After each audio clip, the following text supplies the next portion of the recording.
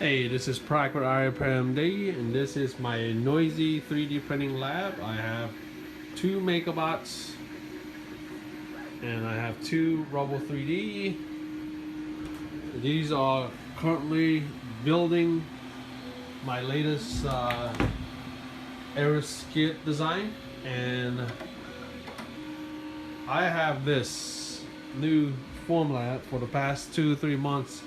I ordered the deluxe package. This is a Form 2 from Formlabs, and today I'm going to show you guys the unboxing of the new Form 2 3D printer.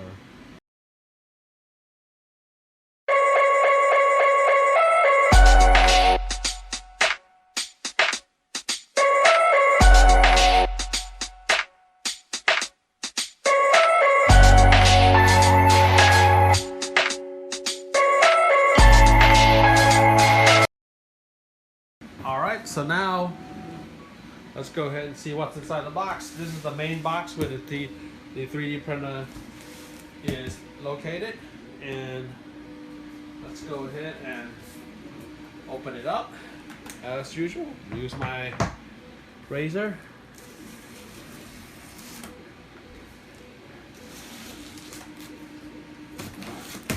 Okay. Alright, so what we're getting inside the box .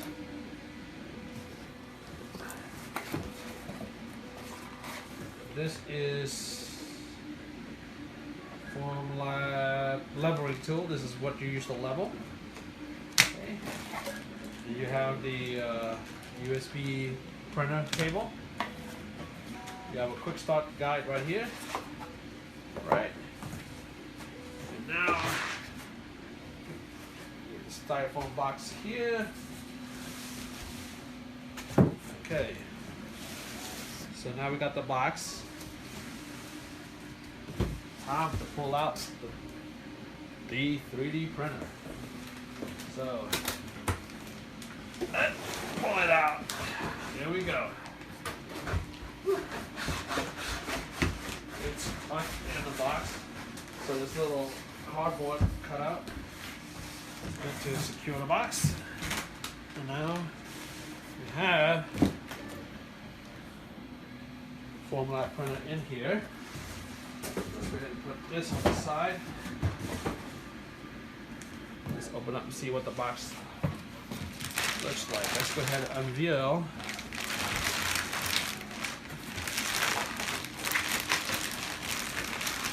And this is a pretty good sized 3D printer. This uses stereolithography, so it's a resin base. The resolution is a lot higher. And what I plan to do with this one is do all the high detail components, and that's also the heat sensitive components. Okay, so now we are gonna do step one, and that is to power up or to plug the power. So let's go ahead and plug the power to Formlabs 3D printer. All right, and then got that connected. Step two is power it on. So let's go ahead and power 3D printer on. And this is the power right here. Alright. So it's powering on right now. Then we're going to select the local Wi-Fi. Let me go ahead and take these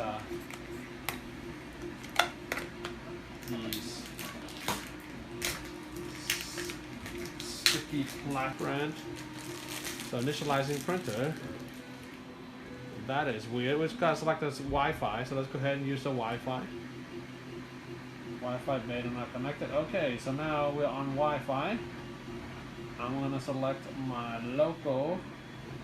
Alright, not showing you guys this because it's pretty personal.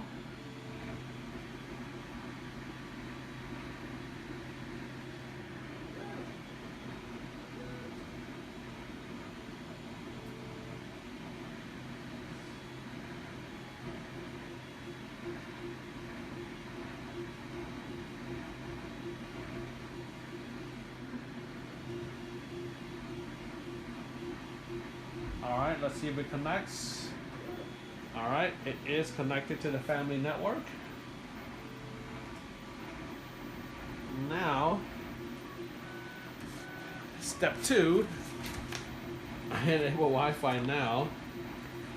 So we are on step 3, which is level build plate. So we're going to put a build plate down here to level. So this is the build plate leveler.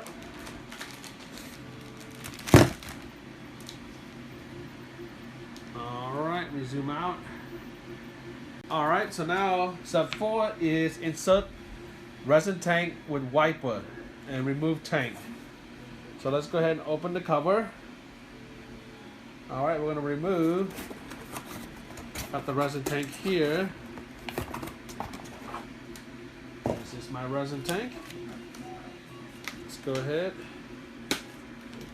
open it up.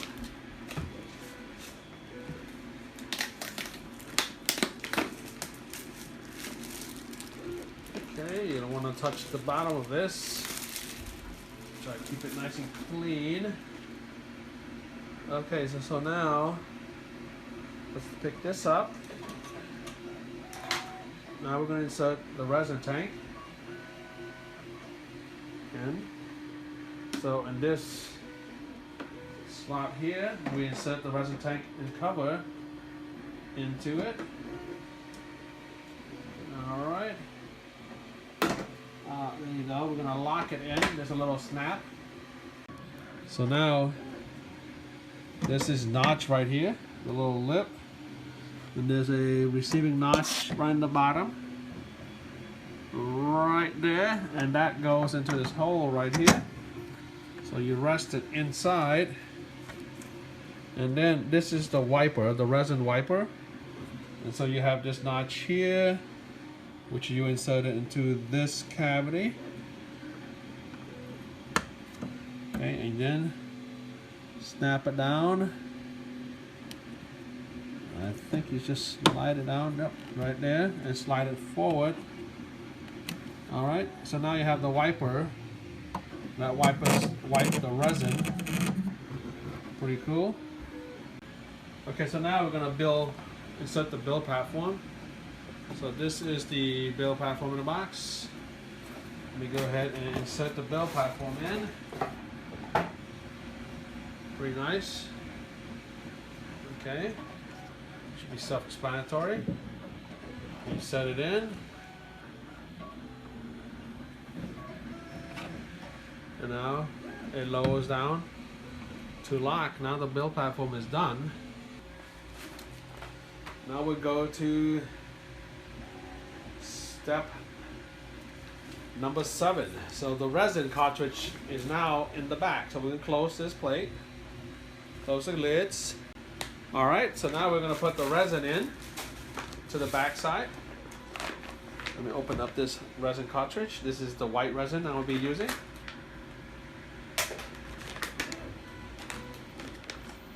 Pull this builds out. This is a photopolymer resin and it's insulated to protect. So what we're going to do with the resin cartridge is insert it. Okay, so got this resin, white resin here. What we need to do is remove this orange tab. Okay, let's believe. And then what you do is go ahead and slide the resin into the back. And that's the white resin there. And then I think what you do with this orange tab here, this is you releasing air, allowing the resin to actually flow. And then we have that done. Let's go to the other setting that we have. Whew. There's a lot of steps. So there's total of 15 steps.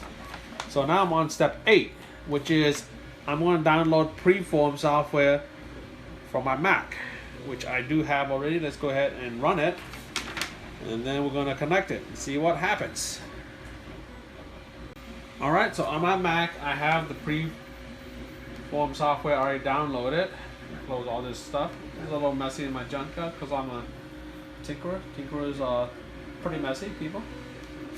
Alright, so now I have this, and I have a model already, and this is for my Iris. Photo has... Okay, so I'm going to go ahead and update the firmware on this. My MacBook, and now, since it's connected to the Wi-Fi, it's installing, it's pulling from my MacBook, and it's updating its firmware right now. And, alright, so now we're getting to the update. Now we're going to restart the machine. Machine is rebooting, and I have a file already ready to send that I want in white resin. So let's see if this thing is smart enough to print it out. The amber casing we have there, that is to prevent UV rays from getting in, because the laser itself is a UV laser. The original design was using the Blu-ray, Sony Blu-ray laser head. Now they got a faster version, but again, it still uses ultraviolet light, and of course the sunlight is ultraviolet. And so what we want is to prevent natural sunlight from penetrating. So you have this amber color there, and only the laser that's exposing the resin will cure. Okay, so the printer is definitely doing something. It says ready for print job. So I'm going to go ahead and launch my printer app. Okay. Let me get this preform software going. Launch it again.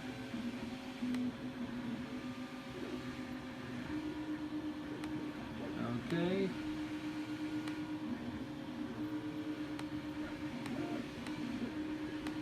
Alright, so now I'm going to go ahead and send it to printer. White, it actually recognizes the white printer. No resin in tank. So let's see if it's sent to printer. Will it fill the tank itself? So now it's generating print files. Are we supposed to empty the tank? I don't know how this is going to work, but I think you're supposed to add this to the tank itself.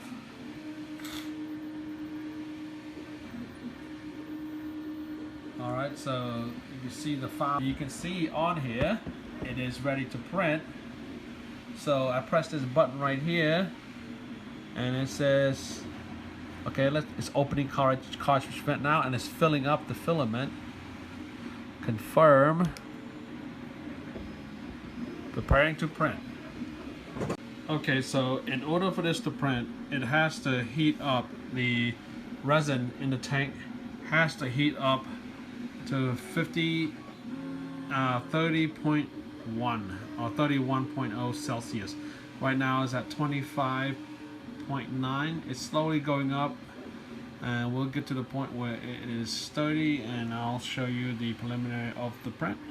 Right, so now you can see it's finally printing, and the laser to the amber is making the base layer. We are on layer 1 of 773. It's going to take 3 hours and 47 minutes to print this, and this is actually not bad.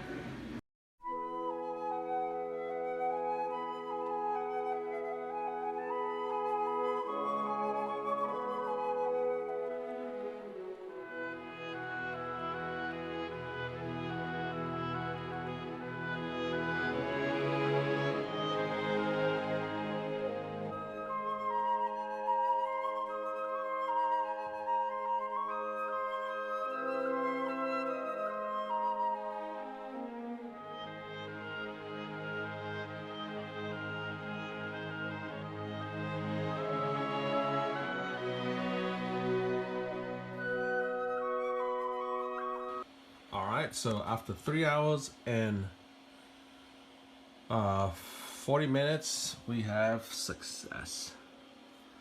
So this is the Blue Drop module, first ever print, first round print from this Form 2 3D printer. and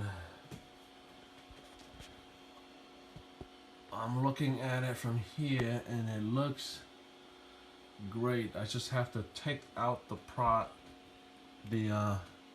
finished product and clean it and do some clipping. Okay, so now that the print is done, what I'm going to do is remove the build plate. You can do that by lifting the handle or the locking handle and sliding the build plate from. Okay, and now I'm going to go ahead, put this on my finishing table. Okay, so this is a close-up on the 3D printed stereolithography method of the blue drop module, and this is a 360 spin. All right, let's look at the finishing kit. This is what comes in the finishing kit. This is aside here. Alright, so the finishing kit comes with a box. And these are the containers that comes with the finishing kit. Okay, what you're going to be getting with the container is the resin. 1, resin solution. 2, rinse bucket. 3, rinse bucket. 4, rinse bottle. 5, finishing tray. 6, tweezer. 7, scraper. 8, remover tool. 9, jig. 10, flush cutter. And 11, you get disposable gloves. Okay, and what we need to use is 90+% isopropyl alcohol, or IPA, and that will work to dissolve the uncured resin and clean it up. And then what we're going to need after that is some paper towel that will catch any resin. So what they recommend is pretty much on the surface here we have to use, we're going to lay on maybe cardboard or some kind of absorbent paper or cloth, and then we're gonna do the actual separation part. And these are the separation tool. This is the one that allows you to separate, the separation tool, separate the print from the build plate. Then you have the scraper here. That is to finish off the job. We're getting, this is the jig. And what you do with this, if I get it right, is I think you're supposed to insert it. That's right, this way. Get more leverage over the tool, so you don't have to hurt yourself while separating. So you slide this in. Now you can keep this flat on the surface as you separate. So let's go ahead and put that there. Get 2 tanks here, cleaning tanks. These are the black gloves. Squirt bottle. Okay, put this over here. You have the clippers, a tweezer, and this is a pec pad, and this is used to closed pet pack, contaminant free wipe off your 3D print mirror. So this is for cleaning the mirror should it be dirty. So we definitely don't want to use this to clean a model, but clean the actual mirror, the surface that does the curing. And this is the submersion tank. You finish your print, you dip it into here, and then you put the remaining, these are the tweezer, and then second solution to cure it, finish it. And I do have a curing lamp also. Alright, so they supply me with a copious amount of black gloves. I'm gonna go ahead, put on these gloves. I know you guys see me do some of this repair without gloves many times, and I'm just not comfortable wearing gloves, but in this case, you're working with resin that's questionable, so you definitely want to protect your skin. Okay, and I have this 99.9% anhydrous alcohol, or isopropyl alcohol. We'll pour it into the curing tank here. I'm probably gonna I want to use it all. Might as well.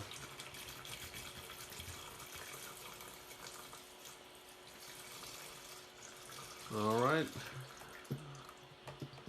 So now I have that done. What I want to do is use the separation tool. So let's separate this model.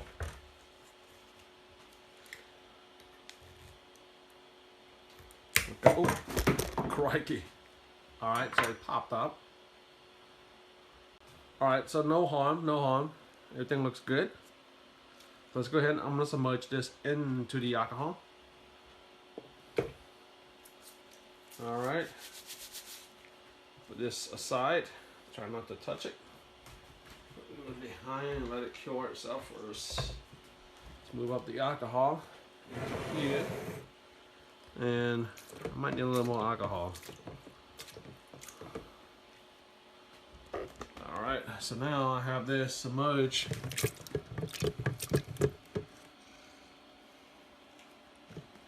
Let's see if I can get some more.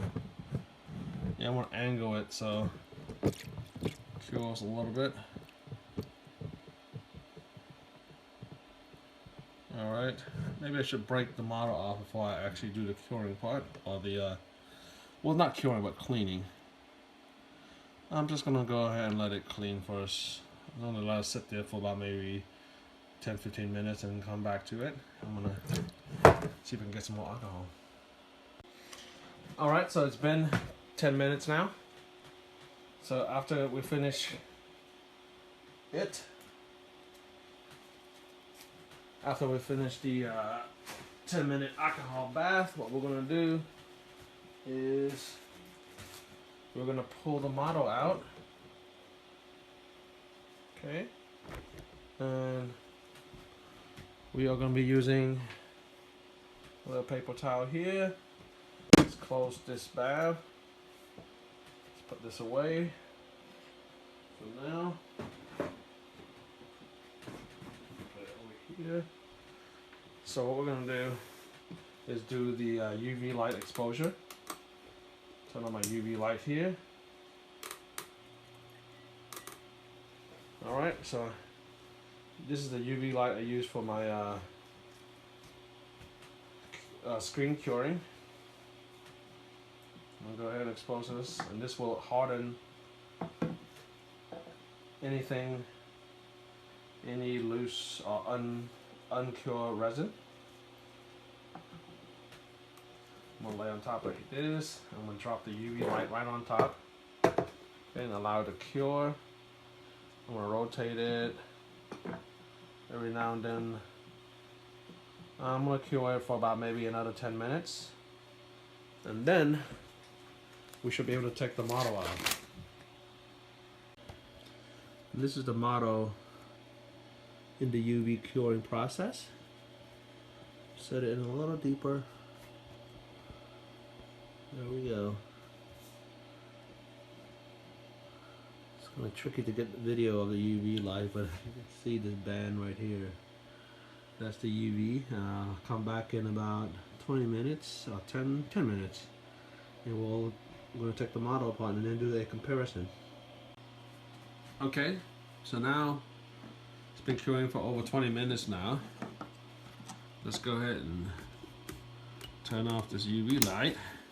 Take out a play. Let's see what we got here.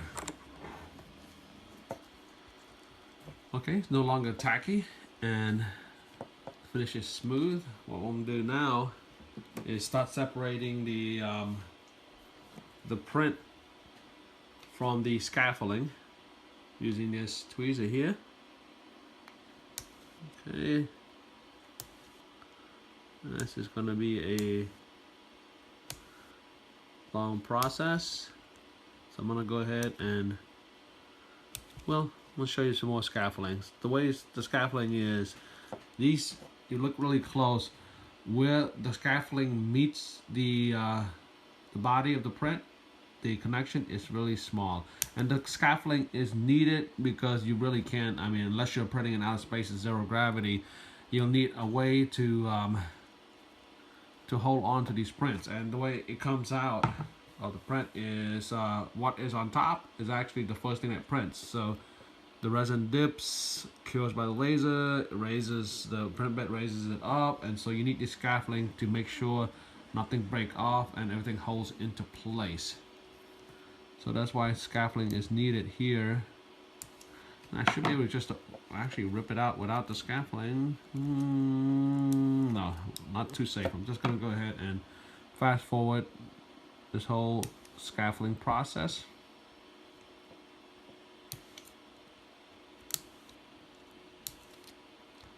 Alright, let's go ahead and time warp.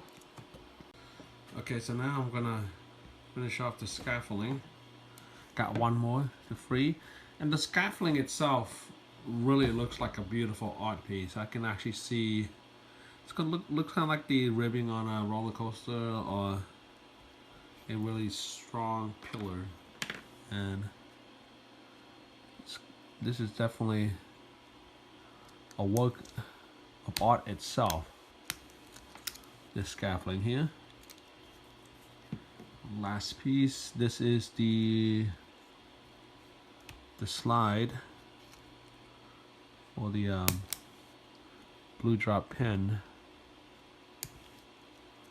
Alright, I'm going to break some of these scaffolding off.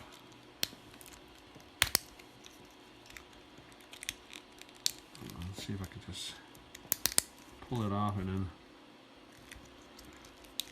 pull off the beautiful scaffolding. Pretty strong scaffolding here. Alright, scaffolding's off, and now you have these micro protrusion, which I'm going to use a tweezer to cut off. So what you're getting is some areas that might require a little bit of sanding. I made the corners pretty thin, so the curing, when the process is separate from the scaffolding, the resin has to completely cure, and so you might have a little slight separation. For instance, this is one of these things where I made the edge really paper thin. So in the process of taking the scaffolding off, ripping the scaffolding, some of the pieces of the edge actually came off with it, but that's not a problem because that was intended. I knew eventually I'm going to have to sand some stuff down to make it all level. And let's go ahead and I'm going to put these individual pieces into the curing chamber. Let it cure on its own. And then let me show you. This is from the highest quality 3D printer that I have that's using the filament system, FDM, and you can see the striation or the layers, the plate layers, but this should be still in tolerance. The tolerance is still there, as you can see. Still slide. It might need a little sanding, that's all. And this is the trigger and drop piece and the cover. And I'll show you. Okay, so anyways, this is the complete piece. Once everything is done and assembled, this is what I should be getting. This is actually from this print was from the Robo 3D printer.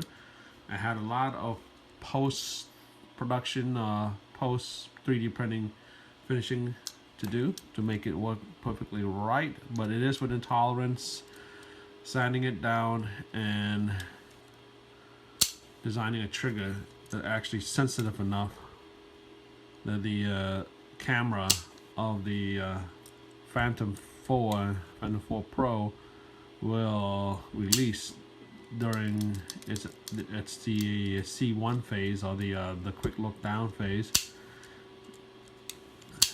and it works perfectly. And so what I'm going to do is compare to see.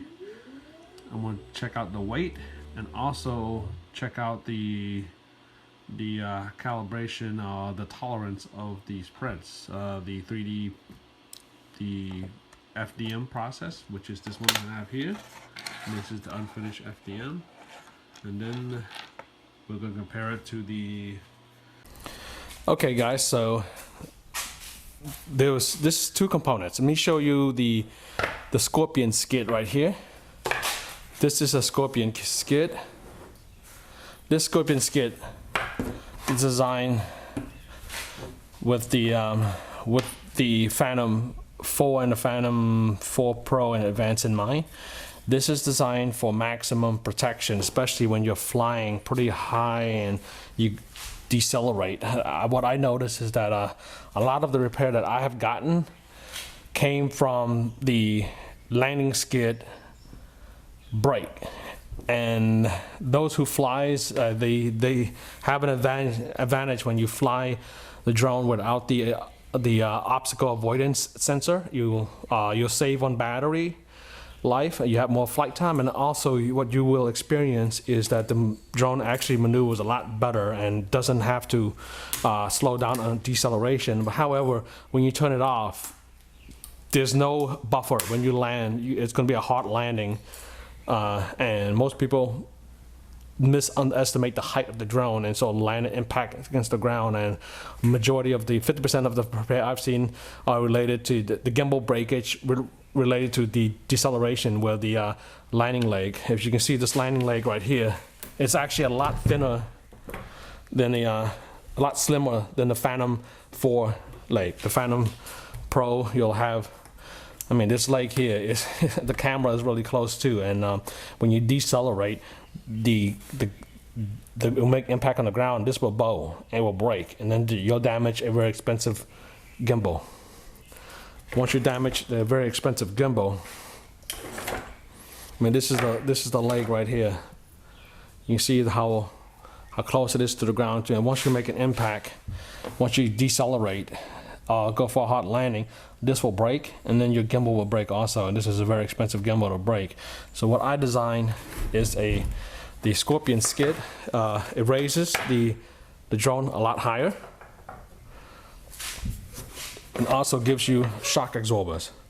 These are shock absorbers, and then you have bumpers. You have bumpers in the front and the rear, and this is the new Scorpion Air Scorpion skid that I have developed, especially for the Phantom 4 Pro and the Phantom 4 Advance. It's lightweight, and it's designed for maximum impact, and this is for your pro flyer out there. And also, you have this compartment right here, which you can purchase a blue drop kit for. And this is the blue drop. The blue drop is it's a cargo release system, and what you do is you just snap it on into place like this, and now you have a cargo release. And what happens is the height of the camera, there's different cargo release systems out there you can get from Amazon. I saw one that's servo based. It's $225, and it comes with a separate remote, and it's Wi-Fi linkage. So you have only, like, maybe if you're lucky, you have 50 feet or 50 or 100 yards. No, not even 100 yards. You'll have maybe 50 yards of control time, so you don't have the ability to deliver cargo from afar. Where my base here, my blue drop system, is entirely integrated to the drone. So the way it works is, as you know, when you're flying the drone, you're going to your destination, and then when you look down to see where you are, locate the drop zone, the C1 button on the controller will send the camera forward, and then another C1 again will actually cause it to do a quick glance down. The quick glance down is just enough pressure to release the cargo. Okay, so this is how the cargo system works, and it has the range of pretty much the distance of your drone. So if you get a signal extender, it can extend it 10 miles out, your drone can release cargo 10 miles out. It's not subordinate to any radio or extra package you have to haul. This is lightweight, and this is printed using the stereolithography method, and this is extremely rigid and the detail is very fine. This is a really advanced system here, and once I take it from the scaffolding, what I do is I hand finish these. These are the components for it. Sub components, and this is a trigger system, and this is what you see there is the slide, and this is not flimsy. This is extremely strong. I can show you. I'm tapping really hard right now. You just can't break it. This is unbreakable. This thing is extremely strong. So this form right here is a really tough resin. So this casing right here can withstand long amount of use. And it uses a spring drop pin system. And you can purchase this from my website to go with your areas. However, if you guys do not want to do any cargo drop, you don't want to do any fishing or any kind of balloon drops or any other device drop that you want to try from a drone, you can just buy the skid alone, and the link is below. And this skid is extremely durable, and it comes with two colors combination. You got the pure white with the red bumper, I mean the black bumper, and you have the black and white version with the black scorpion body and the white bumper. And to install it is fairly simple. As you see this notch right here, this notch is facing front, okay? And so what you do is you slide it in, okay, apply some pressure so it locks into place, and the ribbing actually is designed to lock into place, and once it's locked in, it doesn't slide anymore. Okay, so now you have that locked into place right there. You see, now it doesn't slide, and you have maximum protection, and it gives you a clearance of about an extra 1.5 inch off the ground. Should you drop it, should you do a hard landing, this will stop it from having a hard landing. And it has front and rear bumpers. Front and rear bumpers here. This front and rear bumper will, should you make a different off angle landing, it still will recover, and you're protecting your gimbal, and also you're protecting the landing skid. The design of this is sloped down. As you can see the slope here. It does not interfere with the height positioning. This sonar right here in the bottom. This has, I designed it, there's so many different prototypes to get to this point right here. So there was a lot of different measuring, and I finally got the right design and the right combination of slope that it actually allows the height positioning, so you can actually sense the height, and it doesn't interfere with any of the navigational system as part of the drone. And aesthetically, you can see the design works really good with the drone itself. It's a beautiful design, and with any beautiful design, you know, this also has high quality functionality. It's made to withstand a lot of abuse. So this is something definitely you want.